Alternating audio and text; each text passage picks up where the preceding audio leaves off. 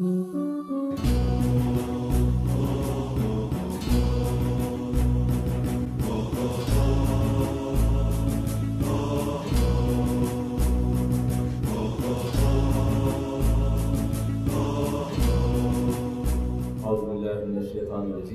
اللہ الرحمن الرحیم الحمد للہ رب العالمین والصلاة والسلام علی سید الانبیاء والمرسلین حبیب الہ العالمین ابی القاسم محمد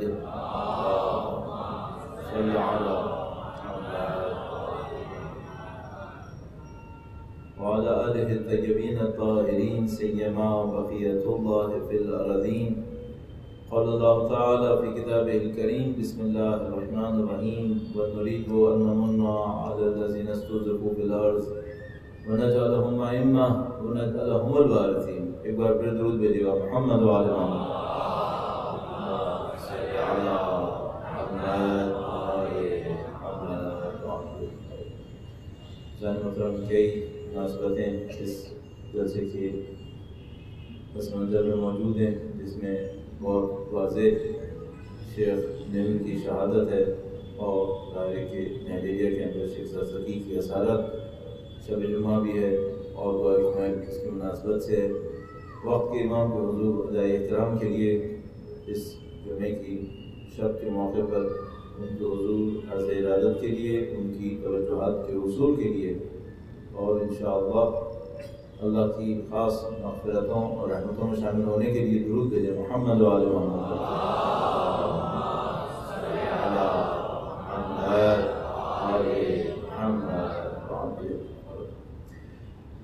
پروردگار عالم کا لاکھ شکر اور لاکھ احسان ہے، اس میں ہمیں آپ کو توفیق دی ہے، اس دور کے اندر موجود ہیں.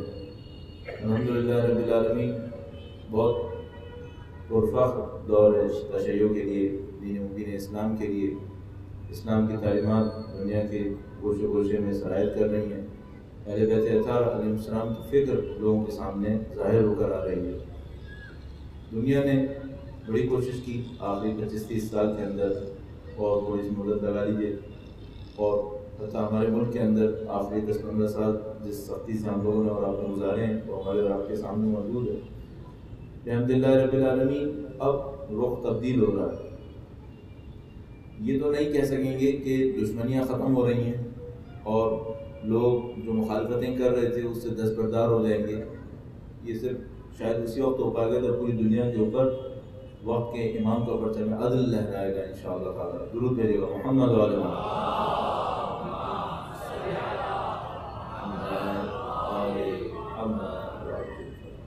ایسا تو شاید اسی وقت ہوگا، لیکن فی الحال کم سے کم ایسا ہوا ہے کہ بہت سارے دشمنوں نے یا تو اپنی شکست کو قبول کر لیا ہے یا انہوں نے اپنی اسٹریٹجی کو تبدیل کر لیا ہے، عالمی سطح پر بھی اور ہمارے ملک کے اندر علاقائی سطح پر بھی. تو الحمدللہ رب العالمین جو پہلے ہماری جان کے دشمن تھے اور ہماری جان کے دشمن جو بنے ہوئے تھے ان کی پشت پناہی کر رہے تھے، انہوں نے ہی گیم کو چینج کر لیا. جو ہماری جان کے دشمن تھے اب وہ ان کی جان کے دشمن کو پڑ گئے، جان کے دشمن ہو گئے، اور جو ہمارے دشمنوں کی پشت پناہی کر رہے تھے اب وہ ہمارے سامنے کھڑے ہو کر دوستی کا اظہار بھی کر رہے ہیں اور مل جل کر بیٹھنے کی باتیں بھی کر رہے ہیں، ملک کی ترقی کی باتیں بھی کر رہے ہیں. ہم پہلے بھی یہی کر رہے تھے، ہم کہہ رہے تھے کہ بھئی یہ جنگ اور دشمنی کسی کے حق میں نہیں جائے گی. پاکستان سے اتنی بڑی تعداد میں جو تشیع موجود ہے اس کو نکالنا ناممکن ہے. یہ لوگ ایک اسٹریٹجک مسٹیک کر رہے تھے، انہوں نے 30-35 سال پہلے ایک اسٹریٹجی کی مسٹیک کی ہے. انہوں نے ہمیں کمزور سمجھا تھا، انہوں نے سمجھا تھا کہ ہم ان کی دانش میں قابل شکست ہے. شاید ظاہری طور پر یہ لوگ صحیح دیکھ رہے تھے. انہوں نے ہمیں ملکی سطح پر سیاسی لحاظ سے بغیر اداروں کے دیکھا تھا.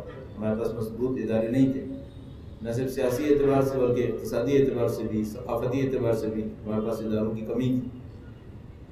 جس کو دیکھتے ہوئے انہوں نے سمجھا کہ یہ گروہ بہت زیادہ تاثیر حاصل کر لے گا اور اگر اس کو دبانے کی کوشش کی گئی، اسٹریٹجی اس کے ساتھ استعمال کی گئی تو یہ کامیاب ہو جائیں گے. اگر ہمارے پیچھے سید الشہداء کا لہو نہ ہوتا تو ہم ایسے ہی ہو جاتا، ہم قربان ہو جاتے، ہم مارے جاتے. الحمدللہ رب العالمین سید الشہداء کا جو مقدس نام ہمارے پاس موجود تھا الحمدللہ رب العالمین، ان کے بھائی کا پرچم ہماری قوم کے ہاتھ میں تھا الحمدللہ رب العالمین۔ ان طاقتوں نے ہمیں اس مہلکے سے باہر نکال دیا، ہمیں اس مصیبت سے باہر نکال دیا۔ ہم جانتے ہیں کریڈٹ ہمارے پاس نہیں ہے، گرچہ بہت ساری قربانیاں دی گئی ہیں الحمدللہ رب العالمین، ہماری قوم نے کم قربانیاں نہیں دی، اس شہر کے اندر دوسرے شہروں کے اندر ابھی بھی قربانیاں دے رہے ہیں، لیکن ان سب کے باوجود ہم جانتے ہیں ہماری کوششیں بہت کم تھیں، ہماری طاقتیں بہت کم تھیں اس کے مقابلے میں جو ہمارے ساتھ ہو رہا تھا۔ لیکن بحمدللہ پروردگار عالم کے لطف و کرم سے، اہل بیت اطہار علیہ السلام کی نظر لطف سے اس مہلکے سے نجات حاصل ہوئی۔ جمہوریہ اسلامی کے ساتھ بھی ایسے ہی ہوا، انقلاب کے فوراً بعد ان کے اوپر بہت سارے حملے ہوئے، ظاہر جنگ ان کے اوپر مسلط کر دی گئی، 8 سال جنگ رہی، اس کے بعد مختلف طریقوں سے حملات ہوتے رہے، لیکن اب تقریباً 30-35 سال کے بعد ان کے دشمنوں نے یہ احساس کر لیا، جیسے ہمارے ملک کے اندر بھی ہمارے مخالفین نے اس بات کو احساس کر لیا کہ مائنس تشیع پاکستان نہیں چل پائے گا، قبول کرنا پڑے گا۔ البتہ میں جب بھی یہ کہتا ہوں میرے ذہن میں آتا ہے کتنے ہم نے جنازے اٹھائے ہیں، کتنا ہمارا لہو بہا ہے قوم کا، کتنے بچے یتیم ہوئے ہیں، کتنے خواتین کو مصیبتیں اٹھانی پڑی ہیں، لیکن کامیابی یہ ہے آپ کا خون بہے، آپ کا جسم کچلے، لیکن آپ کی آئیڈیالوجی زندہ رہے، آپ کی فکر زندہ رہے۔ مجھے یقین ہے استاد سبت جعفر فخر سے دیکھیں گے ہماری قوم، مجھے یقین ہے ان جیسوں نے جو اپنی جانیں قربان کی وہ آج فخر سے دیکھیں گے کہ الحمدللہ رب العالمین ہم اپنے تمام تر نعروں کے ساتھ، تمام تر اداروں کے ساتھ، ہر فکر کے، اپنی فکر کے ایک ایک حرف کے ساتھ اپنے میدان میں کھڑے ہیں۔ ہم نے کچھ لوز نہیں کیا، بلکہ اس معرکے میں ہم نے بہت ساری طاقتیں حاصل کی، بہت سارے سبق سیکھے ہیں الحمدللہ رب العالمین۔ مشکل کیا ہے کہ یہ جو زندگی کی حرکت ہے اس میں کبھی بھی اختتام نہیں ہے، اس میں جمود نہیں ہوتا، یہ حرکت مختلف انداز میں جاری رہتی ہے، اس میں سکوت نہیں ہو سکتا۔ مثال کے طور پر آخری 15 سال میں ایک خاص قسم کی حرکت تھی، ایک خاص قسم کی قربانی تھی، یہ سب کچھ تھا۔ کوئی سوچے اب آسانی کا وقت ہے اور اب مثلا معاملہ ختم ہو گیا ہے، اب ساری چیزیں حل ہو جائیں گی، پھر اپنے خیالی خام خیالی ہے، ایسا کیسے ہو سکتا ہے؟ جب تک ہم حق پر ہیں اور حق کے لیے لڑ رہے ہیں، اور جب تک دنیا کے اندر باطل ہے تو معرکہ ختم کیسے ہو سکتا ہے؟ معرکہ جاری رہے گا۔ جمہوریہ اسلامی کے ساتھ بھی ایسے ہی، اگر دنیا کی طاقتوں نے ان کے بعض حقوق کو تسلیم کیا ہے تو کیا اس کا مطلب یہ ہے کہ دنیا کی جو باطل طاقتیں ہیں وہ اس حق کو قبول کر لیں گی اور اپنے بطلان کو چھوڑ دیں گے؟ ہرگز ایسا نہیں ہوگا۔ اب جو کچھ ہوگا وہ اسٹریٹجی چینج ہو جائے گی، میدان اور مقابلے تبدیل ہو جائیں گے۔ اب اس میں ہم لوگوں کے ساتھ جو بہت بڑا مسئلہ آنے والا ہے، اور مجھے جلدی اس کو اختتام پذیر کرنا ہے، جو بہت بڑا مسئلہ آنے والا ہے وہ یہ کہ پچھلی دور میں 15 سال میں 17 سال میں جو ہم پر حملہ تھا وہ بہت بڑا جسمانی حملہ تھا، فکر پہ بھی تھا لیکن جسم پہ زیادہ ظاہر ہو رہا تھا۔ اچھا، ہم الحمدللہ اہل بیت کی محبت کے صدقے میں، سید الشہداء کی چاہت کے صدقے میں ہم ایسے ہیں کہ جب ہمارے جسم پہ حملہ ہوتا ہے ہمارا ذہن بیدار ہو جاتا ہے، ہم لوگ میدان کے اندر اترتے ہیں۔ آپ نے دیکھا ہوگا کہ تشیع میں بیداری اس وقت آتی ہے جب اس کے اندر شہادت آتی ہے، شہید ہوتے ہیں بیدار ہو جاتے ہیں۔ جس قوم نے شہادتیں اور قربانیاں دی ہیں اس قوم میں بیداری کو کوئی نہیں روک سکا، تشیع کے معاملے میں ایسا ہے۔ تو مثال کے طور پر نائجیریا کے اندر جو کچھ ہوا ہے اس نے نائجیریا کے مستقبل کو سیکیور کر دیا ہے۔ اب نائجیریا کا مستقبل اچھا ہے، 1000 بندے تقریباً شہید ہوئے ہیں۔ ابھی کچھ دن پہلے انٹرنیشنل آرگنائزیشنز کے ایک نمائندے سے ہماری بات ہوئی تو انہوں نے کہا کہ ہم نے خود جا کر انویسٹیگیٹ کیا ہے اور ہمیں کنفرم ہے کہ 1000 سے زیادہ لوگ شہید ہوئے ہیں وہاں۔ یعنی شیخ زکزکی کے آبائی ان کے خاندان کا جو قبرستان تھا اس کی قبروں کو کھودا گیا ہے، حد ہوتی ہے۔ گھر گرایا ہے، امام بارگاہ گرایا ہے، سینٹرز گرائے ہیں، قبروں کو کھودنے کی کیا ضرورت ہے؟ قبروں کو کھودا ہے انہوں نے، اور یہ سب چیزیں ڈاکومنٹڈ ہیں انٹرنیشنل آرگنائزیشنز کے پاس. اب یہ کہ بول کیوں نہیں رہے، ہمت کیوں نہیں دکھا رہے، ایک علیحدہ مسئلہ ہے. لیکن اگر کسی قوم کے ساتھ، کسی قبیلے کے ساتھ، کسی گروہ کے ساتھ جس کو خدا پہ ایمان ہے، یہ سب کچھ ہو جائے، اس کا مطلب یہ کہ اب اسے کچھ نہیں ہو سکتا، اب یہ زندہ ہے. تو آپ مطمئن رہیے گا. شیخ زکزکی اور ان کے 4 بلکہ بعض کہے کے مطابق 6، اور اس انٹرنیشنل آرگنائزیشن نے ایکسیپٹ کیا کہ 6 بچے شہید ہوئے ان کے. ان سب کو دیکھتے ہوئے ہم کہتے ہیں وہاں مستقبل محفوظ ہے. اسی طریقے سے حجاز کی سرزمین کے اوپر، یہ میں آپ کی خدمت میں عرض کرتا چاہوں، دنیا کے مختلف ملکوں میں تشیع کا پیٹرن مختلف ہے.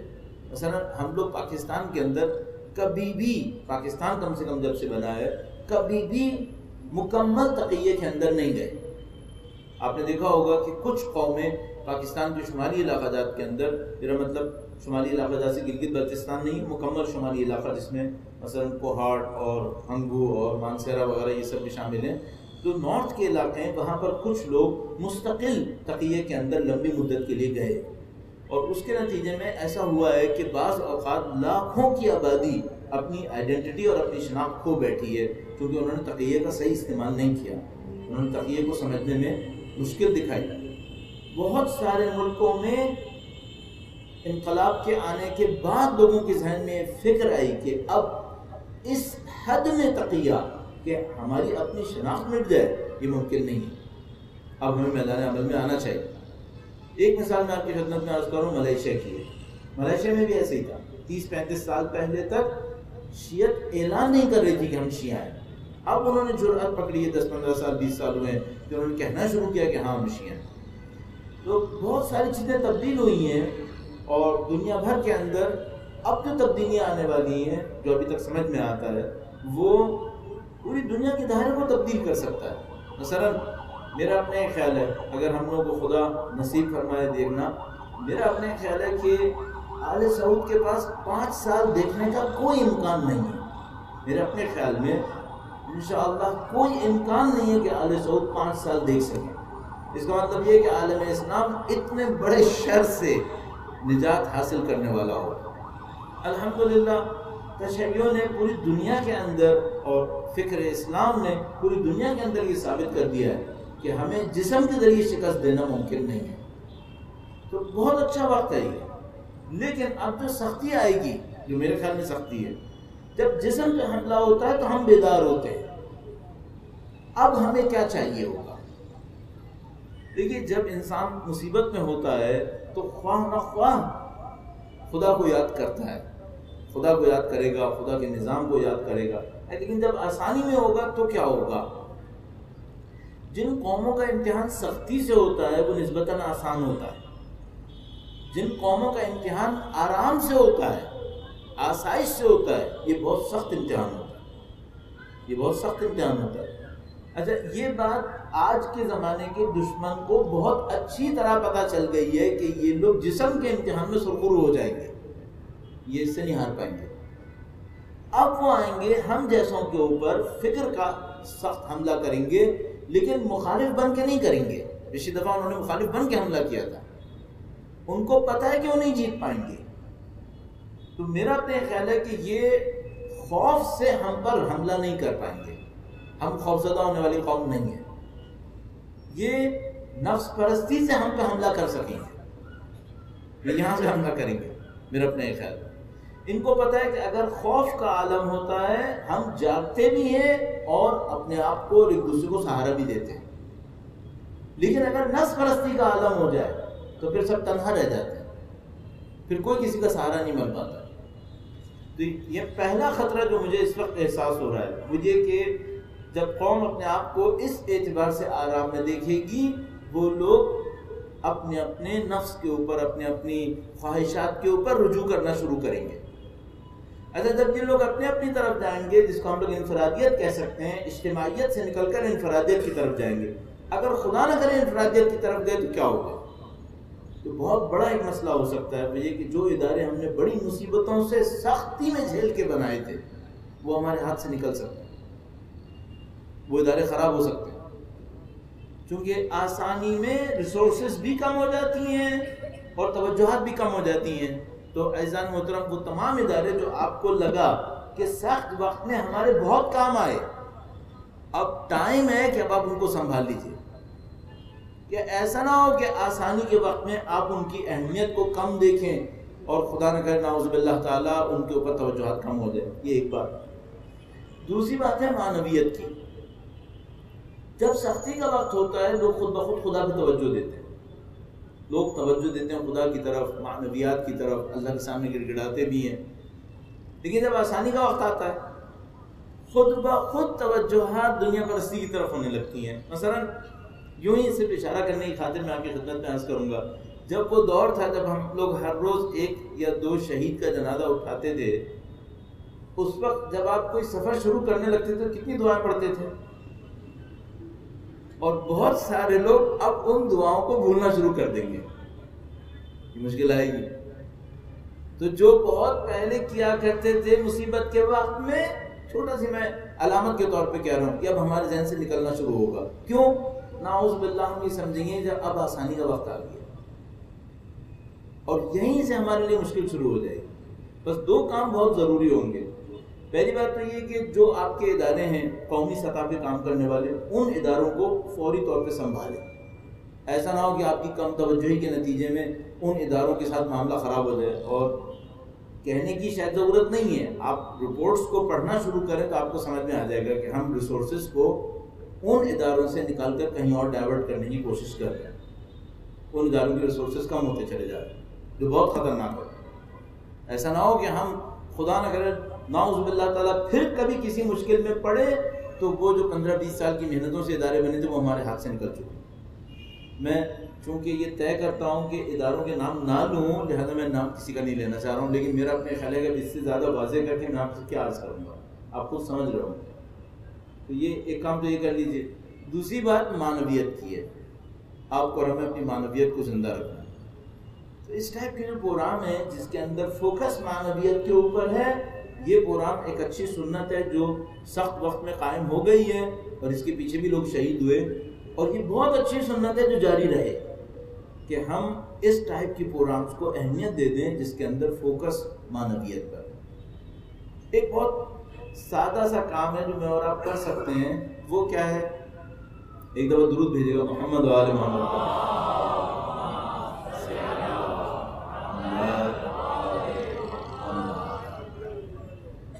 میرا اپنے خیال ہے کہ میں طالب علم ہونے کے ناطے اس خطرے میں آ سکتا ہوں، جس کو اب ظاہر اپنی تعلیمی درسگاہ چھوڑے ہوئے 20 سال ہو گئے ہیں، وہ یہ کہ 20 سال میں ڈیولپ ہو رہا ہوں یا نہیں ہو رہا ہوں، جبکہ میں اپنی تعلیمی درسگاہ بھی چھوڑ چکا ہوں 20 سال پہلے.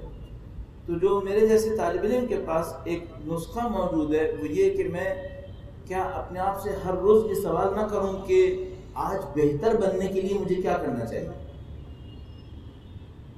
آپ بھی یہی کر سکتے ہیں. ہر روز اپنے آپ سے پوچھیں کل کے مقابلے میں آج بہتر بننے کے لیے کیا کرنا چاہیے، کیسے آگے بڑھنا چاہیے، خدا سے تعلقات کو اور بہتر کیسے بنا سکتا ہوں، کیوں میری زندگی کے اہداف اور ہیں کیا. جیسے کہ مولانا بھی کہہ رہے تھے مجھے کہ کمانے کے لیے، کھانے کے لیے، رہنے اور سہنے کے لیے تو جانور بھی کوشش جدوجہد کر رہے ہوتے. انسان کا طرز امتیاز تو یہ نہیں ہے. انسان کا طرز امتیاز کیا ہے؟ انسان کا طرز امتیاز یہ ہے کہ کوئی جانور مانوی ترقی نہیں کرے گا، انسان مانوی ترقی کرے گا. آپ اپنی تمام تر جدوجہد کے ساتھ جو آپ معاش کے لیے کر رہے ہیں، روزگار کے لیے کر رہے ہیں، سب سے بڑا کوشچن جو آپ کے سامنے اور میرے سامنے ہے وہ یہ کہ بھئی خدا سے میرے تعلقات بہتر کیسے ہوں. یہ بھی آپ کی خدمت میں عرض کرتا چلوں، جیسے ہی آپ سخت وقت سے گزریں گے، اور اب پاکستان نے ایک پیٹرن کو پکڑنے کی کوشش کی ہے، یہاں معاشی ترقی لانے کی کوشش کر رہے ہیں، اور بدقسمتی سے طریقہ کار وہی طریقہ کار ہے جو دنیا کا حصہ پٹا ترین طریقہ کار ہے اقتصادی ترقی کا. تو اس طریقہ کار کے اندر معاشرے کے اندر مساوات کا جو رہی صحیح بھی ہو ختم ہونا ضروری ہے. یہ ہوگا. ابھی معاشی ترقی آنے کی طرف جا رہے ہیں ہم لوگ، اس کے نتیجے میں معاشی بدحالی آئے گی بہت سارے لوگوں کے لیے، بہت سارے لوگوں کے لیے مصیبتیں آئیں گی. میں اپنے طور پہ سوچتا ہوں کہ اگر دین میری زندگی کی مشکلات کو حل نہ کر سکے، جن سے میرا دین بھی خطرے میں پڑ سکتا ہے، زندگی کی بعض مشکلات ایسی ہوتی ہیں جس سے دین بھی خطرے میں پڑ جاتا ہے، دین نہ صرف یہ کہ دین اپنے آپ کو صحیح کرے، میرے دین صحیح ہوتا رہے، بلکہ دین میری ان مشکلات کو بھی تو حل کرے، اور یہ وہ حل موجود ہے دین کے اندر۔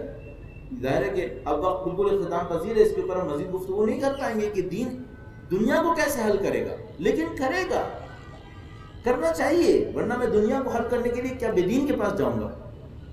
تو یہی دین میری آخرت کو بھی سنوارے، یہی دین میری دنیا کو بھی حل کرے۔ تو اب اگر مثال کے طور پر آپ معاش کی مشکلات میں پھنسے ہوئے ہیں، آپ کو اور مجھے کہیں یہ سوچنا پڑے گا کسی فورم کے اوپر یا کہیں پر بھی، وہ یہ کہ دین معاش کی مشکل کو کیسے حل کرتا ہے، دین لوگوں کی زندگیوں میں سکون کیسے لے کے آتا ہے۔ بلاخر ہم یہ نہیں کہہ سکتے لوگوں سے کہ بھائی دین جو ہے وہ تمہیں عبادتیں سکھائے گا، معاش کو حل کرنے کے لیے تم کیپٹلزم کے پاس جاؤ، ایسے کیسے ہو سکتا ہے؟ تو یہ آپ کو اور مجھے دین کو اس زاویے سے دیکھنا پڑے گا کہ دین میری آخرت کو سنوار رہا ہے، دین ہی میری دنیا کو بھی سنوارے، پھر دین مجھے خوشی بھی دے۔ یہ ممکن نہیں ہے کسی انسان کی زندگی میں خوشی نہ ہو اور وہ زندگی گزار رہا ہو۔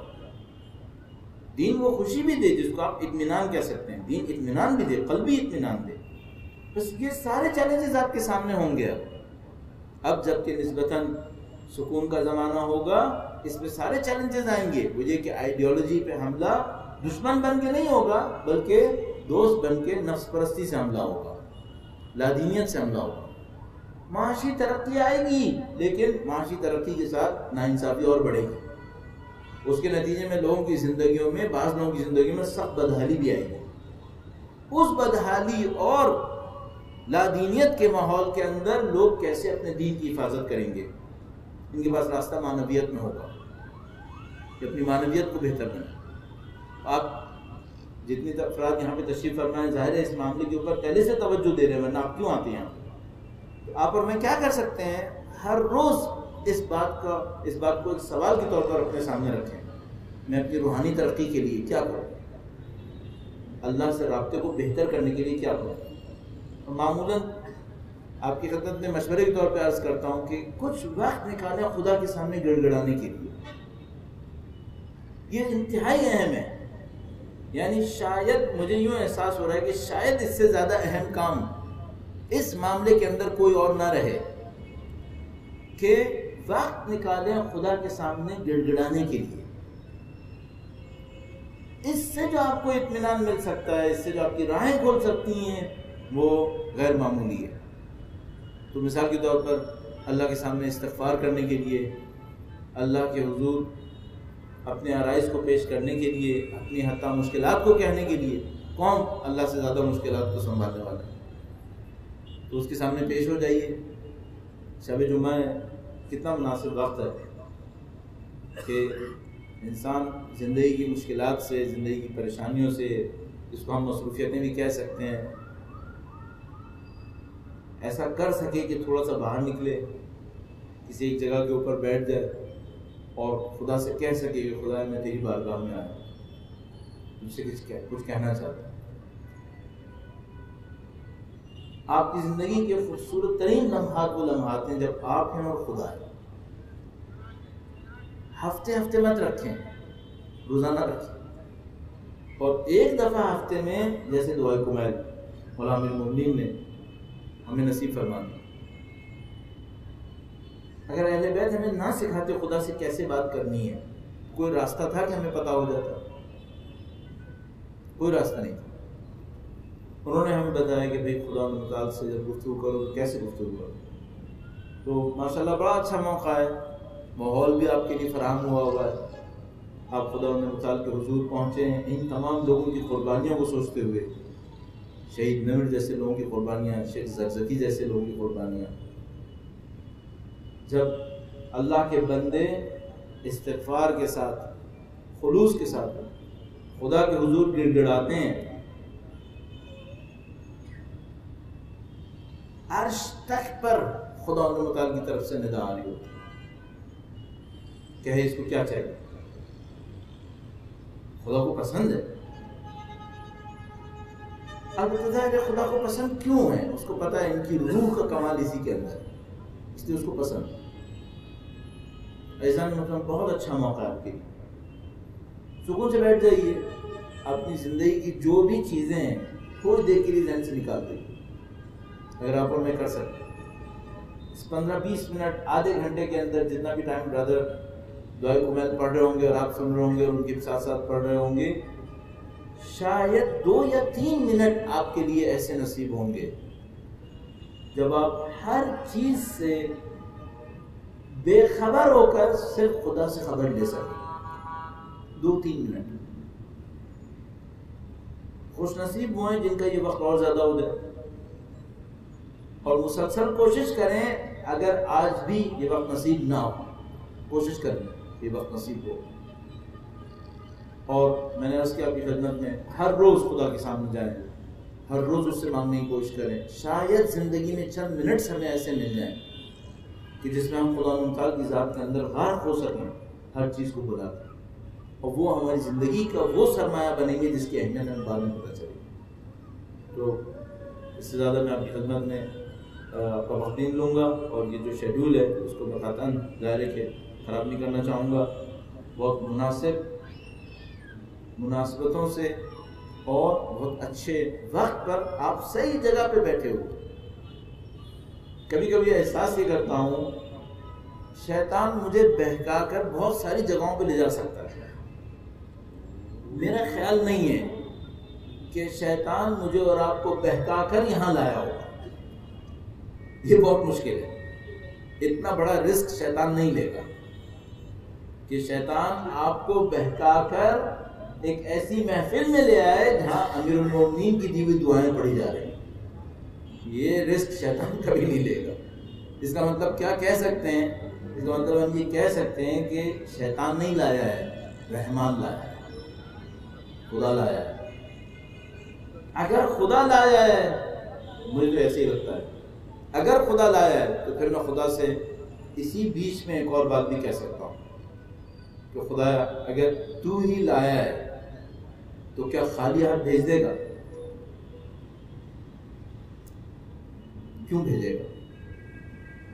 اگر تو ہی لے کر آیا ہے تو میں کیسے ممکن ہے کسی کو اپنے دروازے تک بلاؤں اور خالی ہاتھ بھیج دوں؟ یہ تو شریف انسان بھی نہیں کرے گا، خدا کیوں کرے گا؟ خدا آپ کو لے کر آیا ہے، آپ کے دل میں اہل بیت کی محبت ہے۔ کس نے گناہ نہیں کیا؟ سب نے گناہ کی۔ میں خدا سے کہہ سکتا ہوں خدا اگر تیری نظر لطف صرف اچھوں پر ہے تو گناہ گاروں کا کیا ہوگا؟ اگر آج شب جمعہ بھی گناہ گار کو کچھ نہیں ملا تو یہ گناہ گار کہاں جائیں گے؟ تو بہت اچھا موقع ہے خدا متعال کے حضور التجا اور فریاد کرنے کا، اور انشاءاللہ پروردگار عالم جو اپنے لطف و کرم سے ہمیں اور آپ کو یہاں تک لایا ہے، وہ بے اہل بیت نصیب فرمائیے، نبی کی محبت نصیب فرمائیے، وہ یقیناً اپنی رحمتوں اپنی مغفرتوں کو ہم سے دور نہیں رکھے گا، ہمیں دینا چاہے گا انشاءاللہ۔ سب کے لیے دعا کیجیے، خاص کر وہ مظلوم شیخ زرزکی جو نہیں معلوم کن ظالموں کی قید خانوں میں کن مصیبتوں کو جھیل رہے ہوں گے، اور ان 6 بچوں کی شہادتیں دینے والی ان کی ماں جو خود بیچاری زخمی ہوئی اس واقعے کے اندر، پوری دنیا کے اندر مظلوم اہل بیت اطہار علیہ السلام کی چاہنے والے اور دوسرے مظلوم انسان، ان سب کے لیے دعا فرمائیے۔ آپ اپنی مشکلات کے لیے خدا سے ضرور کہیں، لیکن اگر دوسروں کی مشکلات کو حل کرنے کے لیے کہیں گے خدا آپ کو مشکل خود ہی سنبھال جائے گا۔ تو انشاءاللہ دینے کے راستے پر چلیں، انشاءاللہ پروردگار عالم عطا فرمائے گا۔ جزاکم اللہ خیرہ۔ وقت کے امام کے حضور ادائے احترام کے لیے، ان کی نظر لطف کے حصول کے لیے، اور انشاءاللہ ان دعاؤں میں معنویت، روحانیت اور اللہ سے مستقل ارتباط کے قائم کرنے کے لیے درود بھیجیں محمد و آل محمد۔